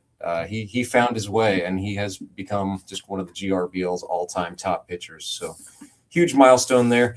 And then the Branson Showmen were winners 10-6, defeating the Ozark Mountain Ducks. Big story in this one was Mike Barnes, Kickapoo High School graduate Mike Barnes, pitched at Fort Scott Community College, but apparently he's a hitter now because he was 3 for 3 with 4 RBIs and a double in that game. Also came on and pitched in the 9th. But yeah, Jacob Carlson's Branson Showmen are now 2-0, and that's going to set up a big one for us next Sunday, the 23rd. We've got a as far as main events go, this is going to be a good one. It's on Baseball Night in the Ozarks, 6 p.m. It's the unbeaten Branson Showmen at 2-0 against the 2-0 Springfield Metropolitans, led by Clay Murphy. Murph, by the way, shoved 5 shutout innings yesterday and also had 3 hits. So, Showman and Mets is going to be the main event game next week. Both teams are 2-0. Only one team is going to walk away undefeated on Sunday. Rance, who lost the most weight yesterday? That's the big question. Oh, man. It's a hard question. Let me tell you, it was sweaty in the press box at Meadow Park. There are some window units in there, but they were struggling. So I know I sweat a lot, but I will say this, we do take player and fan safety really seriously. And so there was a message that went out across the league on the Thursday before the game. So 72 hours out, said, hey, start hitting that water. And our guys were pretty serious about it. So we didn't have any safety issues related to heat or hydration, which was nice to see. But there was a lot of water weight lost certainly yesterday. Well, all I could say is Murph just rolling out of bed, 5 innings, shoving in there, 3 hits. I mean, it's like his life, Like Murphy, just rolling out of bed, just getting it done, man. Doesn't matter how hot it is, or if it's raining, lightning. He just gets the job done. Yep, he's the league's all-time leader in strikeouts. He tacked on 6 more, or actually 8 more yesterday. I sold him short there, so 8 Ks for him in 5 innings. And so the GRBL has a limit. A pitcher, that's the max they can go, right? A GRBL pitcher can throw a maximum of 5 innings. We don't do pitch counts, but we do innings limits. So that's something different for fans who come out and watch Grip and Rip baseball, and they wonder, like, this guy is cruising. Why would you take him out? Well, you have to. You have to make at least 2 pitching changes per game. So Clay absolutely maxed it out yesterday and had a great day. His Mets are 2-0, and they're feeling themselves right now. Well, and that's also why. I mean, you make this. Otherwise, Clay could just pitch every weekend. You know what I'm saying? I mean, that's you want more people to participate. You want to see different guys come out, and that's a good rule to have. Yeah, it's interesting. It kind of takes the newcomers a little bit of time to get used to that, but once they get it down, and it also it creates an element of strategy. It's when is a team going to use its 5-inning guy? You don't have to use it on your starter. You can save it back, and that's what we saw the Mavericks do with Logan Wiley, but he was not able to stop Alex Kelly and Jordan Fox yesterday. So. The innings limit is an interesting little wrinkle, and once you get accustomed to it, it becomes a fun part of our game in the GRBL. Sure. So Rance, the Ranceburger power poll of Grip and Rip teams, how do you rank them right now, 2 weeks in? Well, I mean, you got to go with the 2 teams that haven't lost yet. So, I've been really impressed with the Branson Showmen. And this was a team, after the draft was over, I said to myself, just looking at the roster, I'm not sure how good of a baseball team that's going to be, but that's going to be a fun dugout to hang out in. There's a lot of personality on that club. You got a couple of Drury Panther originals and Harrison Waters and Tony Lewis. So anyone who is a survivor of Division II baseball, particularly in Mark Stratton's era at Drury University, is got to have their sense of humor intact. But, they've got Brady Welsh, who played in the minor leagues in the Atlanta Braves system. They've got Skylar Carter. He's from Ozark High School, he's the league's all-time leader in hits now. He's closing in on 100 and is likely to be the first player to do that. And then you've got guys like Michael Barnes, who were, athletes. He was a pitcher only in college, but comes out to the Grip and Rip because he wants to do a little bit more. He's by day, 5 days a week. He's working as a personal banker at a Bank of Missouri branch in Bolivar. And then on Sundays, he's coming out and swinging it. And he's got his own fan club. There were folks in these custom-made Michael Barnes T-shirts that had a picture of him on the back as a T-baller. He did not know those were coming, so that was a surprise. But I got a feeling since he was 3 for 3 with 4 RBIs, we're going to be looking at that Michael Barnes T-ball photo quite a bit on GRBL Sundays. Ball players aren't all superstitious, but most of them are a little stitious. Oh, yeah, that's what I'd say too. A little stitious. So, Rance, you've got I noticed big TV up in the broadcast booth. How many cameras do you have now? Tell us about your broadcasts. Yeah, so all of our games are streamed on our YouTube channel. You can find it by looking at Grip and Rip Baseball. For regular season games, we do a 2-cam setup. So just a simple, you got a tight shot that shows the battery, and we zoom out when there's a ball in play. When it's a playoff game or when we get that big game feel, we add a 3rd camera and we add some more personnel. But our guys, particularly Harrison Waters, is a guy who works behind the scenes. That's his trade by day. He works for Associated Electric doing video production. And so, oh, wow, man, we do a lot with just Dixie cup strings and bubble gum to make our league really punch above its weight. And the live streaming is one of those things, but we've got some good guys working behind the scenes. Their names are Derek Seiko and Trip Schaefer. And they do a good job helping me out, and it's one less thing I have to worry about. And because as you guys know, and especially you, Tom, the time where you're doing play-by-play and actually calling the game is but a small slice of the work you do as a sports broadcaster. So it's great to be on a good team of guys behind the scenes, and I'm actually to concentrate on the part that I love, which is calling the action when guys are getting hits and striking out batters. Absolutely. And keeping historical stats, because you've been with the league from the outset, haven't you? So I came on actually in season 3. Okay. It's been a long time, but I was not a GRBL original. But yeah, we've done a lot to try to compile stats, and we have it's not a perfect system by any means. We have lost some statistics over the years, which is unfortunate, but we're trying. We're really trying to have something to build on, because we know it's important to recognize our players when they do good stuff, like Josh Engler getting his 200th strikeout, like Skylar Carter closing in on 100 hits. Those are things that just make our league a lot more legitimate, and we've been striving for legitimacy now for 11 seasons. I think having it at Metter too is a big difference too. I think having it right there in Springfield, the new turf field, the new facilities that the jury's put out there, I think that's a huge difference maker. Yeah, the cool thing about Metter is, a crowd of 50 people can feel like a crowd of a couple of hundred just because of the way the seats are configured. The fans are pretty close. They like it because they can hear what the players are saying for good, bad, and sometimes that's not great, but it's the fans and the players are able to interact a lot more. And the players can hear what the fans are saying, and sometimes that's good. So, with the Heat, we knew we were not going to set an attendance record yesterday, but we had a good crowd, and it doesn't take a lot for Metter Park to feel like it's full and to feel like it's buzzing. So it's been a very fun place to play for us over the last 3 years.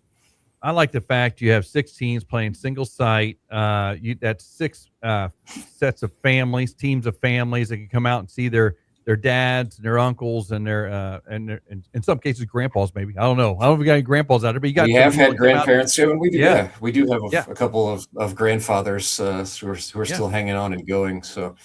It's fun, and it's really neat to get that cross-generational thing. A lot of these guys grew up with their parents taking them to games, but now they're getting to come out, and their kids are getting to see them play ball for the first time. So most of those guys I've talked about, Josh Engler, Jared Fox, and then I think Seth Connor talked about it with you guys on the show last week. Their kids are getting to see dad try to go out there and do something different and be the hero on the ball field. And it's just so fun to see when that actually pays off.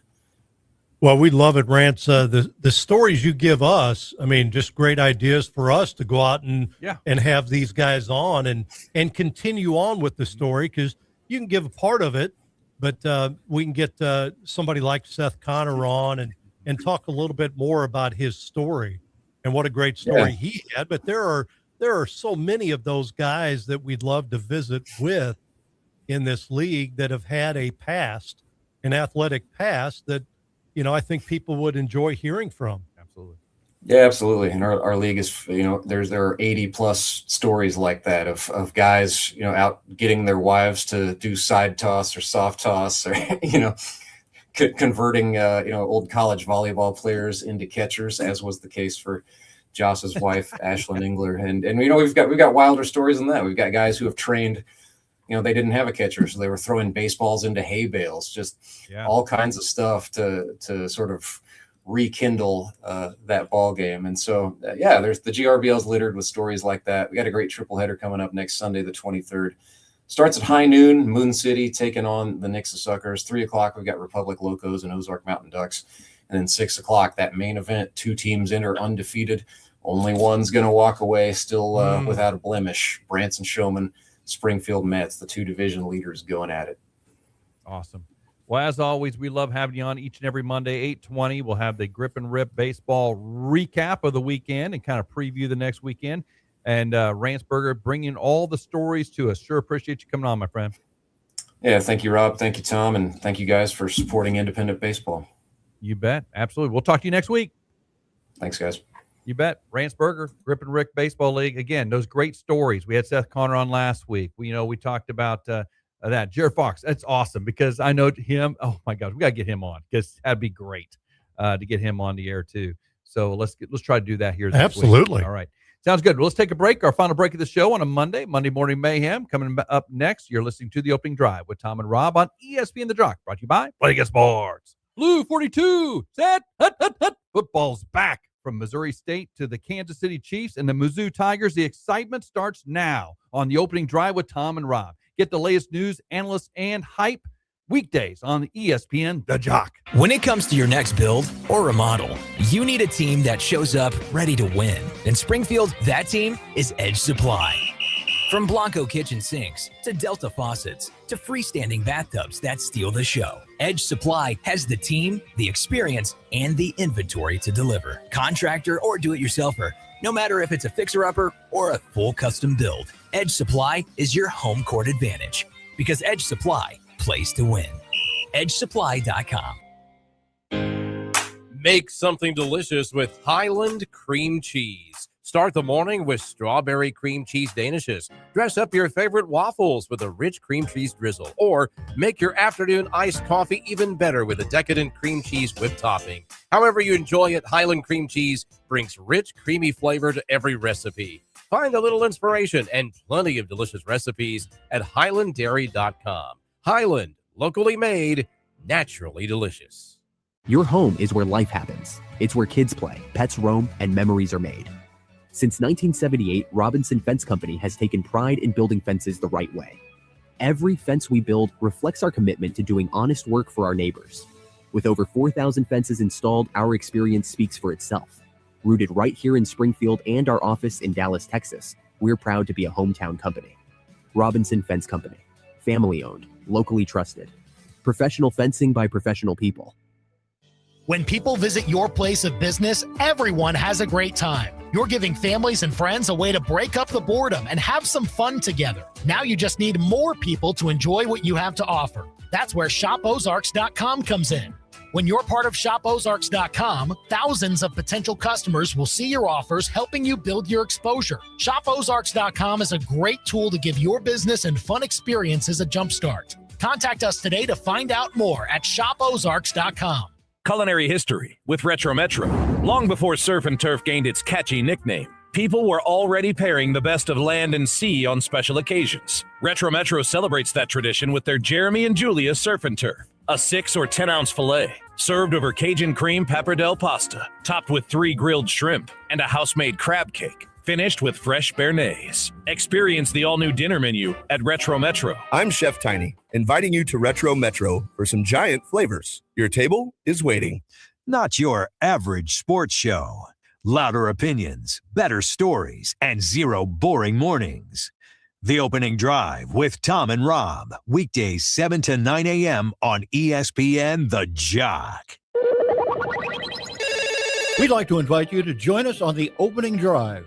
Give us a call or text at 417-866-0969 or reach out to us at the 96.9 Jock Chat app. All right, back on The Opening Drive with Tom and Rob on ESPN The Jock. Working on that bump music, man. I'll have you some bump music this week. Oh, you speaking of that, Rob. There we go. We're getting you ready for the 26th Missouri State Bears football season with our daily Bear Tracker. Find out what Casey Woods thinks, who the new players are, and what the schedule presents.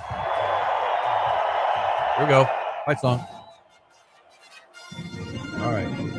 There we go. You can pot it down now. All right.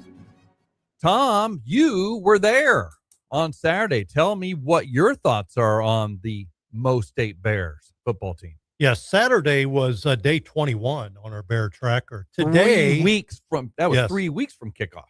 Yes. Today is day 19. Day 19 of the Bear Tracker. which means 19 days until kickoff. 19 days, so we go down to Texas A&M and kick their tails and take their money. Or if you look at billboards outside, their bear tracker is the first home game. Lindenwood, the following week. Yeah. So we're up to date. Yeah, we're good. Yeah. So went to the first scrimmage. Listen to this. It's kind of unique. They made it a complete game day from going to, I think they may have went to a hotel. I think they went to Evangel to their practice field and got loose. They used Evangel's locker room to get dressed, and then they bust over and made it a game day situation. Way. Yes. That's awesome. They got off the bus. They did what they needed to do, and boom, they were right into the scrimmage. Didn't do the special teams right away, the kickoffs. They just went right from, the 20, 25, whatever it was, and started their offensive plays. And So they had a pregame meal. Everything. They went to the Evangel, the locker room, because you're the visitors, right? Didn't want to be in their locker room. Want to be in another person's locker room, another team. Bust over and did that. Hey, Chuck, nice job, Chuck Heppel, helping us out there. That's awesome. Yes, indeed. Man. We're going to have Coach Heppel on every Friday from here on out during the football season. That's awesome. Yep. That's exciting. Okay, cool. I'm sorry, I interrupted. So anyway, they made it a total game day experience, number one. Number two, it was full pads and full hit, other than the quarterback. Those guys, we don't want to hit the quarterbacks. They're kind of down one anyway with a minor injury. Okay. Minors. We don't know what it is. Okay. We got to watch all the. So no Max Crosby's out there taking out Kirk Cousins, in other words. Exactly. Henry Beelan got in, but I think he only played one set of plays. Skylar Locklear took most of the snaps with the other backup quarterbacks, but so you'd have to give him the edge right now, just because of that. Yeah. Right. And I thought he looked good, when he needed to make some throws, he was able to hit, he missed a few, he wasn't perfect, but he made some pretty good throws. So this is a defense that kind of knows the offense plays. Yeah.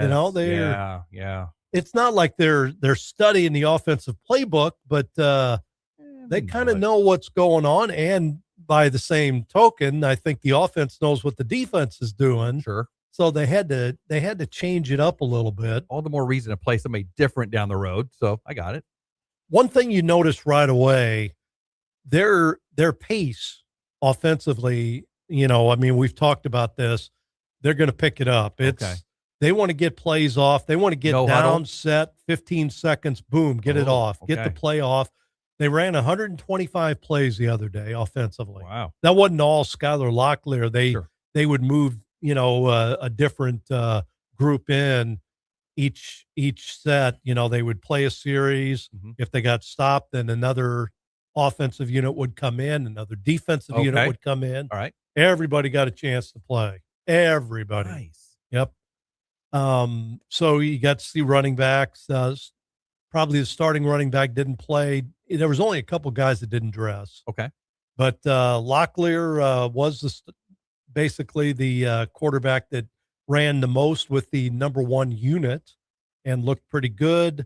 We'll find out how Beelan looks, I think, down the road. They'll have another scrimmage coming up Friday night out at Plaster. Okay. Don't know if it'll be the same type format, but, it looked good. I thought that, I did some arena league football games this year, and there were a lot more penalties by the offense in arena league, getting set, the play clock issues. I didn't notice that. False starts. They had the officials there. Oh, they had officials. Okay, good.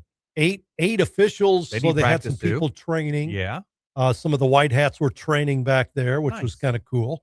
So they were calling penalties, but didn't notice a lot of offensive penalties on the pace and stuff like that. Oh, that's good. Yeah. So timing's good early on. It's getting there. They got now 3 weeks. 78,000 fans in the stadium. Might be a little different, but we'll see. Yep. Okay, so who made the throw that the Bears put up on Facebook to the back of the end zone, make that catch? Who made that throw? Was that Skylar made that throw?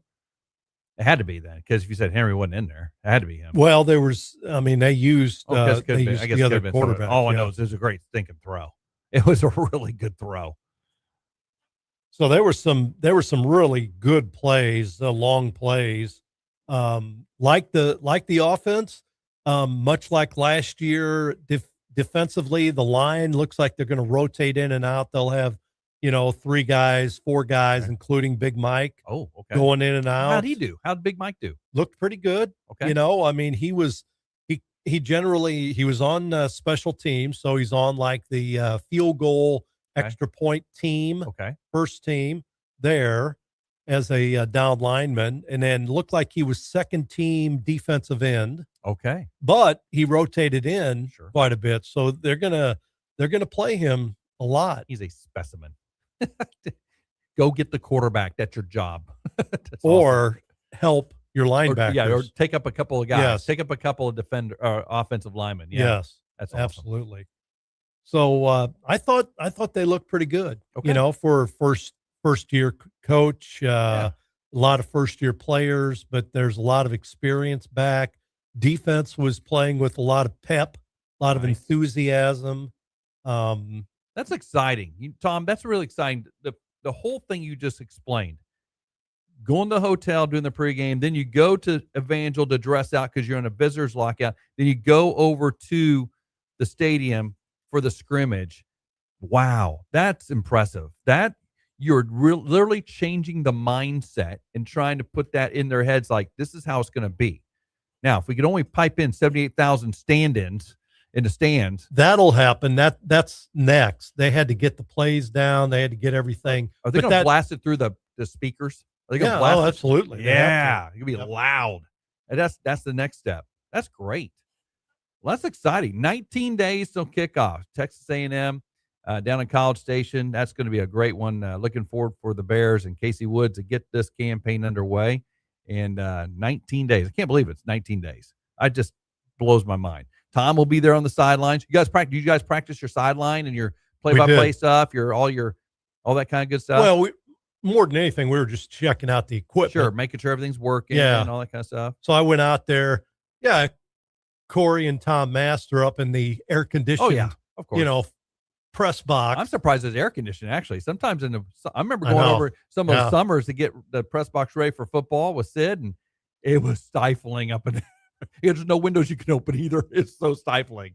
Let's send the third guy out in the sun. It's 98 degrees. Let's send him out there and stand on the sidelines for an hour and a half. Hey, you got to get ready too. You got to start your liquids. You're going to be down there at Texas A&M on the 12th man side. You need to be down there getting your paces in, Tom. Come on, let's go. You're part of this. I know. Got to get in shape. Absolutely. Walk the sidelines. Bump into some of the players. Yeah, bump in. Did you do the whole? Yeah, we're at the medical tent right now, and it looks like just name some guy, and looks like he's going to be out. He's about this concussion protocol or something like that. You got to practice all that stuff. And I would, do your medical. Break open the medical book, and just start practicing your verbiage there. I have a little better view on stuff down there. So if a play happens and they can't see it, they're up there in the press box, and it's going to be even tougher at Texas A&M. Oh, yeah, it's called so binoculars, yeah. if something happens, I can relay that to them in their ear. Oh, you can't. Oh, okay. Yeah. Nice. So something happens, I can let them know, not on the air, but I can. Yeah. That was number 52 that made the interception or whatever it was. That's nice. Or you can give that little tidbit down there. You can see a little bit better. That's pretty cool. I didn't know you could do that. That's neat. Well, you can give that color commentary from the field. Yeah, field absolutely. level. Let's send it down to or Casey Wood says something or whatever, or they're really trying to stunt blitz on that last play or something like that. You can pass that up there. That's nice. Before he passes out in the Texas heat, let's send it down to our sideline reporter, Tom Ladd, who's in the medical tent. Tom, you're wobbling a little bit. How's it going down there? Oh, it's going to be hot down there, dude. It's going to be hot. September 5th in College Station. It's going to be hot. It doesn't matter. Yeah, it's hot here. It'll be hot there too. But it's good. I mean, it'll be fun. Yep. All right, cool. Well, that's our 19 days until kickoff. Bear Tracker. Good stuff. Couple things. A little golf. Scotty Scheffler dominated. I mean, it was like it's like he woke up. It's like, all right, now we're playing for keeps. 17 under in Memphis at the St. Jude Championship. He was 8 shots better than number 2. He was on that track, just going, scoring. Oof. That was Kobe Bryant scoring on the golf course. He was scoring right and left. He knows it's for real now. He's playing for the money now. Oh, well, he plays for money all the time, but now it's for real. I posted this on Friday. I wanted to mention it this morning. Bruce Feldman of The Athletic releases his freaks list, which is college football freaks. Yeah. People that are just physically crazy. Jackson Cantwell was number 4 on college football's freak list. Wow. Any Penn State guys on there?